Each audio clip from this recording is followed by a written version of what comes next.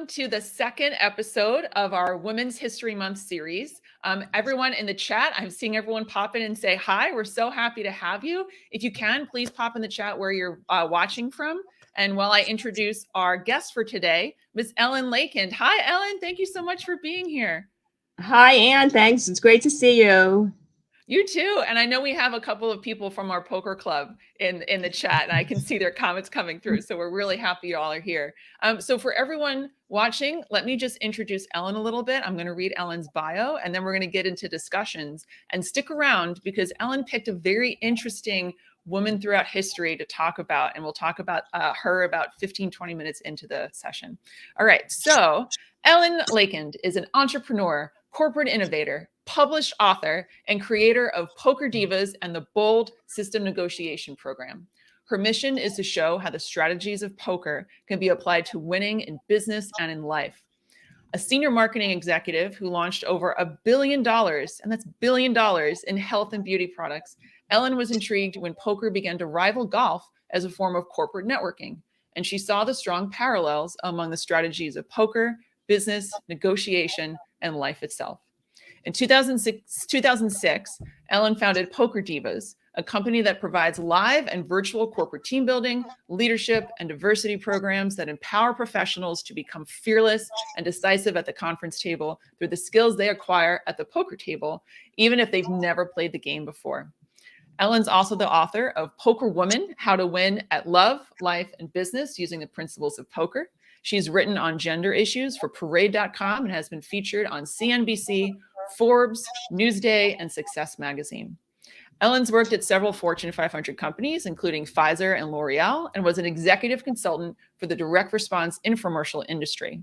She has an MBA in marketing from Fordham University, a certificate from Cornell in diversity and inclusion, and is a native New Yorker and dog lover. Ellen's latest entrepreneurial endeavor is the B.O.L.D system program, which is a blueprint on how to negotiate for yourself and win using the principles of poker. Ellen, we're so happy to have you today. Thank you so much, Anne. You're welcome. And we've known each other for a while, and I wanted to share this story with everybody. So my mom and I actually went to Ellen's workshop many years ago at an Athleta store, in like the basement of an Athleta store. I remember that. And I thought your workshop was so amazing that I actually convinced the people at my company at the time to bring you in to do trainings. And you did trainings for the company in New York and DC and even London. Came to London to do one. But my favorite one to talk about is that the company used to go to the Grace Hopper celebration, and we would do recruiting and try to recruit people at the conference. And Ellen, you were our recruiting event. So we had a room, we invited a bunch of recruits. What we didn't know is that the recruits thought the concept was so cool that they invited extra people. So I was pulling my colleagues out of chairs and putting recruits in. And at that conference, everyone has tons of recruiting events to go to. So people will walk in and go, I can only stay half an hour. I can only stay an hour. And we were like, okay. So we crammed 120 people into the room. I remember I was crouched in the corner forwarding your slides for the PowerPoint because the AV was broken at the venue. And all 120 people did not move a muscle. They stayed the entire time. And at the end, we had a poker tournament. And that's one of the poker tournaments when we got a royal flush. Yes, that was actually the second time in history of PokerDivas. It took us 9 years to get our first royal flush. And then we had one the following year at that Grace Hopper, which was quite a night. I remember vividly. I see you crouched in the corner. Nobody could move through the aisles. It was, thank God the fire department didn't come in. We would have a very big problem. But it was a great event. It was, and the person who got the royal flush ended up winning the whole tournament, if I remember correctly. Yeah, exactly. Yeah. That was just, So anyway, so everyone, I am a huge fan of Ellen's workshops. Ellen, I've probably been to your workshop about 15 times, and I learned something new every single time. And I know that you are the first person to come up with the concept of teaching business and life skills through the principles of poker. So I was hoping you could share with us a little bit about how you came up with the idea and how you started PokerDivas. Oh, sure. Yeah. I learned poker from my mother, believe it or not. While most kids were, I was an only child. And while most kids were baking and cooking, something that my mother really couldn't do. We were playing cards and we were playing poker. So I always liked cards. I always liked the game. And I really hadn't had much time to play over the years. And I took a hiatus from my corporate job for about a year. And I started playing poker recreationally. You know, I'm not a professional poker player. I am a business person who saw how poker could translate and make me better and more successful in business. And so I started playing poker recreationally, and somebody invited me to a poker PR event. It was a poker PR event for the launch of what was at the time a new tech company. And I walked into the room and there were about 100 men and 5 women.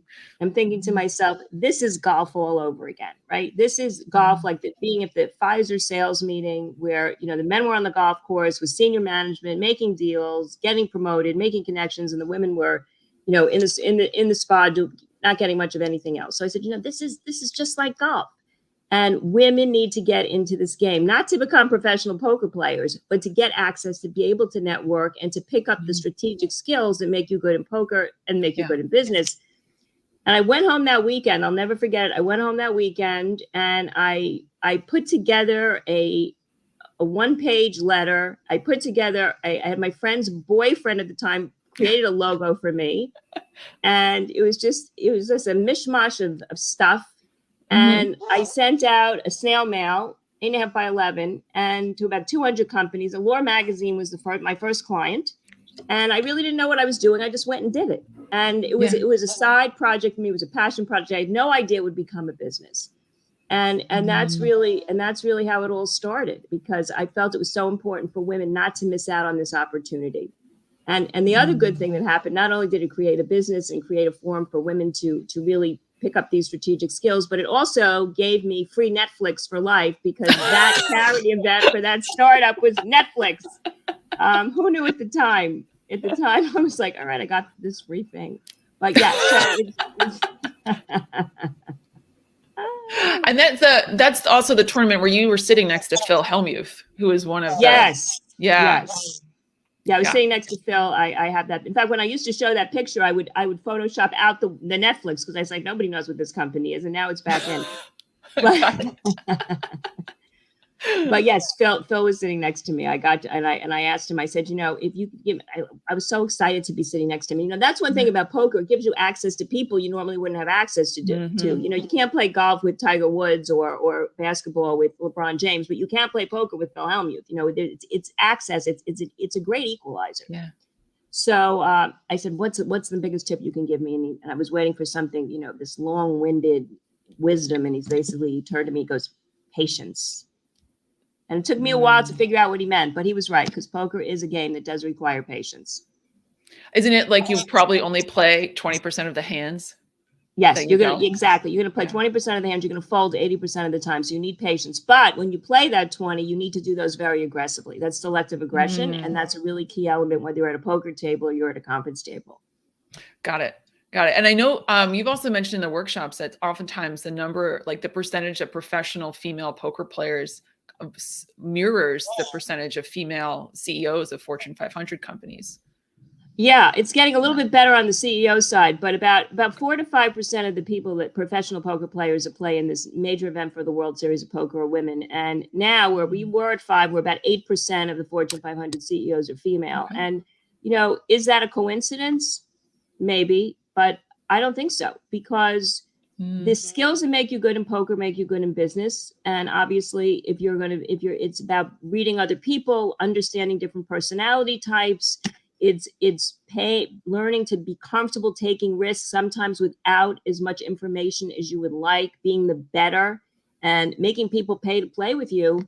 And really the most important concept is, and this is from a professional standpoint as well, is playing to win as opposed to avoid losing. And it's a very different mindset. One is a place of strength and one is a place of fear.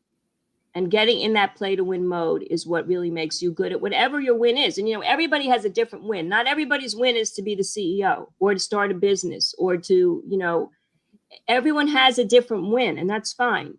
But the important thing is to figure out what that win is, which isn't always so easy. Figure it out. And then that's when you are aggressive with your betting. I like that concept a lot, actually. And it's figuring out what the win is for you. I think that is so Yeah. important because a lot of Yeah. people don't take the time to do that. And if you're going after someone else's goal, Right. like that makes all the difference, I think. Right. Yeah. Which And I know a people lot. do. No, keep going. No, I was gonna say people do that a lot. They're letting someone else drive, so to speak. They're the caller, not the vetter. And when you don't have the plan, somebody plans for you, and you're sort of just following. And that's the thing about poker. The more you play, and I know you play a lot now, Anne, and you see that the importance of being the better, setting the tone, making sure that you set the direction so you don't default into something that's just mediocre. Yeah, I think of that, the concept of making people pay to play with you. Yeah. Making people pay to see your cards. Yeah. Yeah. Right. And if they don't, you don't show them the hand that they folded against, Right. Right. Yeah, I totally. And I know you also talk about a lot in the workshops about the concept of negotiation. And I know that's a hot topic. Yeah. And how can we take poker skills and bring them to the negotiation table, whether we're negotiating for a raise or negotiating our job offer, or even negotiating on the street, who's going to pass each other first. Right.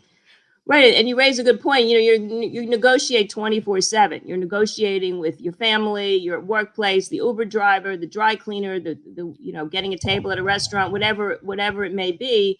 And the way poker helps you with negotiation is there's really two things that are really important. And one is understanding the people, because different personalities with different motivations respond differently. So you have to understand that when you're negotiating, because it's not all about you. It can't all be about you. All right. You have to think of the other person. Sometimes people think of negotiation as a win-lose. It should really be thought of as a win-win. Now, poker, you're not playing win-win, but the mindset has to be understanding the people and the motivations. And the second part is asking, being the better, saying, just asking. Somebody told me a story. One of our Poker Divas alumni was telling a story the other day about just asking for a raise, being told that there was no money to give, and rather than turning around and saying, okay, there's no money to give, went back and asked again, because they knew they were in a really strong position. They had contributed a lot to the organization. They just brought in a lot of business, and they didn't take that no as a no, and they got it. And in fact, they were the only one that got it in the entire division. They were the only one that got it. It's a true story. This happened in the last 2 weeks. Wow. So it's really, because when you talk about, when you're asking for more money or raise or promotion, it's not because you need it, because you deserve it. It's all about the facts. Pick your 2 or 3 nuggets of what you contribute and what you did, put some numbers against it, and go in with the facts, not the emotion. I'm not saying emotion never comes in. We're not a bunch of robots. I don't want that to be the takeaway. But when you're asking for more money, typically you've got to have the facts to back it up. And if you do, don't be afraid to ask for it. Have absolutely no reservation. It doesn't make you seem greedy. It's not, people are not going to not like you. Some people would say, oh, I don't want people to think I'm not a team player. That's not right. You're a team player. You can still ask for money. Well, I love that she went and asked again. Yeah, she went and asked again. Did so very professionally, very respectfully. Yep. Just asked again. Yep. Yeah. Exactly. I love it. I love that story. It's a great story. That is, I love that story too. I didn't even know it. I'm so glad you shared it. Well, it just happened. Literally, I just found out about it. So I'm glad I could share it with the link on your LinkedIn Live. No, I appreciate that. Yeah. And I know there's another concept too that we talked about, and that's understanding people at the poker table, because everyone plays differently. Yeah, everyone plays differently. Yeah. In our Poker Divas programs that we do, our corporate programs, we do a personality assessment, and you come out as one of 4 different personality types, and it's pretty much predicated on your tolerance for risk. There are other factors in there, and understanding those personalities, both your own and the people that you're negotiating. It doesn't have to be negotiation, just working with them. It could be with your family, managing different family members. Understanding that it's very different to navigate a person who's an extremely aggressive, bully-like personality versus somebody who just wants to keep the peace. Different tactic, right? We all know people, they don't like any confrontation. We call them calling stations. They just want to go with the flow. They're in it, but they're not leading it. And that's fine. Some people like that. but you're gonna handle that person very differently than the person that is, you know, in it to mess with your head. They want to negotiate sometimes just for the fun of it. It's a sport to them. I understand that. My gosh. Yeah. So it actually would behoove somebody to take the time to figure out and think about the personalities of all the people on their team and the people that they work with, you know, so they come in prepared and sort of match that person's communication style. Right, exactly. Match their communication style. And also if it's above you, I'll give, you know, from a professional standpoint, if you have a boss that wants to rule the world, it's very different than a boss that just wants to keep their job. You know, I've been in a situation personally where I have a boss who is an innovator and is very creative and just wants to like move ahead. And they think that I'm a great addition to the team. When I'm doing the exact same job and I have a boss who just wants to keep their job and maintain the status quo, they don't want me on their team because I'm more of an innovator and I'm more strategic. So, you know, it's up to me. I either adapt to my boss or I go somewhere else. And that's the same with anybody. You can adapt. I'm not sitting here saying you should just adapt to everyone's personality. It's very situation based. But if you don't want to adapt, you have to go. You know, you can't butt heads like that, because then what you're doing is you're playing a game that nobody will win. I write a lot about that, playing games you cannot win. I kind of think of that concept for me as like, I'm at the wrong table. You're at the wrong table. Exactly. Yeah. Exactly. Like I need to pick up my chips and go to a different table and find some better, you know, some more different people to play with, or a better match for me to play with. Exactly. Yeah. Exactly. Yeah. Oh my gosh. This is, I can see the chats flying by the way. You are being quoted by people watching in the chat. Yeah, you're quotes. You're dropping some truth bombs and people are quoting them in the chat, which is amazing. And I know, okay, let's talk about who you picked. Well, we talked a little bit about how you're making history and teaching women how to win in business and life using poker. And then who did you pick for? Yeah, and men too. That's right. You have a lot of men at the workshops, I know. We're inclusive. We started just for women, but we're inclusive. So who did I pick? I was gonna say, yeah, who did you pick for your woman making history? I picked the woman whose farewell tour I've seen 7 times. And that would be Cher. I love it. So I did some research on Cher before our call, and I wanted to read just a spattering of fun facts about Cher to everybody listening in, because Cher is just incredible. So she's known as the goddess of pop. She is one of the world's best-selling musical artists. She sold over 100 million records. She is the only artist to date to have a #1 on the Billboard chart in 6 consecutive decades. She's won an Academy Award, a Grammy, an Emmy, and 3 Golden Globes.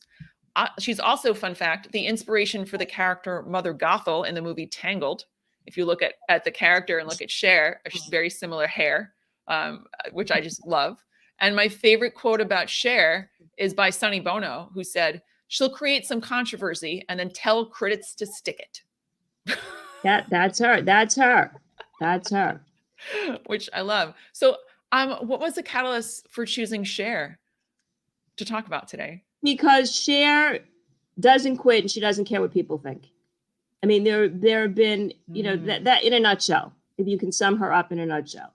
And that is a really important life lesson for me, and I'm sure for a lot of other people, because we're so worried about what other people think. If it doesn't work in a minute, we stop trying. You know, she reinvents herself constantly based on what she wants to reinvent herself as, and sometimes it works and sometimes it doesn't. And that's what I like most about her. And I think she's a great example of knowing what you want, trying it, doing it, and seeing if it works out. And, you know, remember when Cher, I don't know if you remember this, but Cher was in an infomercial. Lori Davis, a hair care product, and everybody made fun of Cher, right? Everybody made fun of Cher. And this is 20 years ago. And she was laughing her way to the bank. And then look at it. Look at now. I mean, all celebrities are in infomercials or on their own home shopping. It's the thing to do. She was ahead of her time. She didn't care that everyone made fun of her, and she did what she wanted. Yeah, I read about that story because she actually was sick and couldn't keep up with the movie schedule, so she decided to do infomercials, and she made almost $10 million. Yeah. from infomercials. And that was 20 years ago. Yeah. You know, $10 million to celebrities now is, you know, not as much, but yes, $10 million is a lot of money for an infomercial. And it didn't hurt her career. It may have hurt her short term. People made fun of her. She really didn't care. She doesn't care. She dates younger men.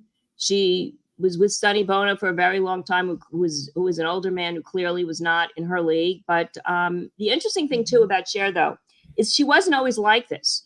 You know, she started off, she was not always bold. She was not always assertive. She did not always know what she wanted. And that's why she hooked up with her original husband.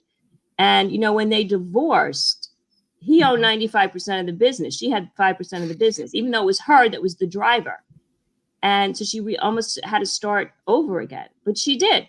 And I think that's a lesson for people because, you know, not everybody is born bold. I wasn't. I took over time. You practice it. You do something a little bit bold, and then next time a little bit bolder, and you keep going. And I think she is a great example of the what people can actually do in terms of creating what they want and being happy doing it, not caring what anybody else thinks. Mm-hmm. I think of Cher as she doesn't go on tilt a lot. Which is a poker right. Yeah, like, and going on tilt, and hopefully I'll explain it correctly, is like when you have a bad beat, like a bad game, and then you just start doing reckless things. Right. It messes with your head. Yeah. Yeah. When you go on tilt, someone messes with your head and it messes up your play. It's like if you ever go to a casino and play blackjack and you lose, you know, $500 and then you go and have dinner and you're like, oh, I'm going to win it back. That's because you're on tilt. Poker table, you know, I'm going to beat you now. And Cher, you're right. She doesn't go on tilt. And she doesn't let the trash talk is another component of the poker table where people try to say things to throw you off your game. And she doesn't care what people say about her. I mean, she may, let me say, she may, we don't know her personally, but she doesn't let it impact her decision-making, really. Well, it seems like she's also doesn't care what people think. And she's also, I know, an activist for a lot of different causes. So she's also very, you know, very inclusive herself.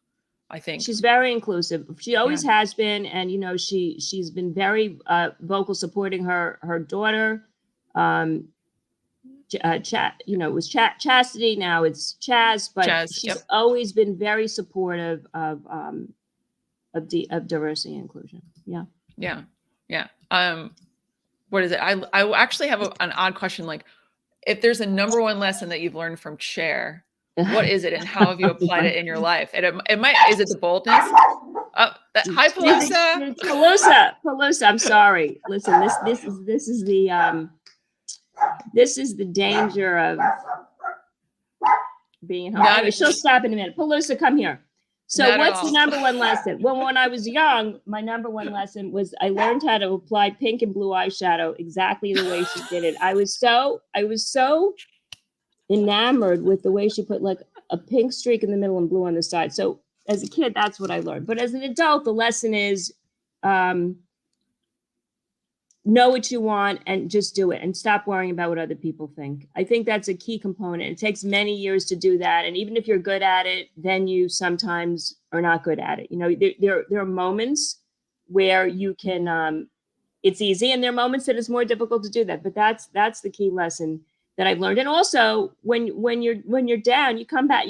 She's come back so many times. I think you said before she had a hit in every decade. A number one hit in 6 consecutive decades. Yeah. I mean, so, you know, make fun of her all you want, but look at her.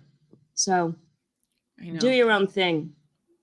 Also, because after she did the infomercials, I remember reading this too. Then she came back with the album Believe. And that was the first huge use of auto-tuning. She was the first artist to use auto-tuning in that song. And using auto-tuning after that is actually known as the Cher effect. Oh, is it really? Yeah, the Cher effect, because she was pioneering this, you know, pioneering auto-tuning in songs, and now we have it all over the place. But I don't think people know that about her. Yeah. They wouldn't think that about her. You know, she jokes when she's interviewed, and she says that she'll survive no matter what. She'll out-survive the cockroaches. That's her quote. which is a bold statement, because cockroaches have been around for millions and millions of years and have not changed. Right. And that's what that's her attitude. That's her attitude. It's it's a common expression now, you be you, but that's what she is. She is who she is. Yeah. This is just such great advice, Gina. And I think it also plays well into our last discussion is, do you have any advice for the people listening who want to make history of their own this year? If you want to make history of your own, get started. That's the first thing I say. Get started. It's progress, not perfection. Don't wait for the perfect moment, the perfect time there, because it doesn't exist. And so if there's something, and I think that we've learned over the last few years, nothing is certain right now. We are in crazy times. So if you want to do it now, and just start. Get some clarity, pick what it is, and then go. And you'll get more clarity as you do it. It's just like when you play poker, when we do our workshops, we teach a very high level how to play. And so after that, you can sit at any table you want. You have the basic skills. To get better, you need to play, you need to do it, and you just need to learn every step of the way. And you will, and you'll get better and better, and you'll see what you did wrong, you'll see what you did right. You'll focus more on what you did right and less on what you messed up on. So, but get going. I speak to so many people. I'm in an organization called Chief, which is a women's networking group, and we talk a lot about, I think I want to do this. I think I want to do this. And then 2 years later, people are saying the same thing.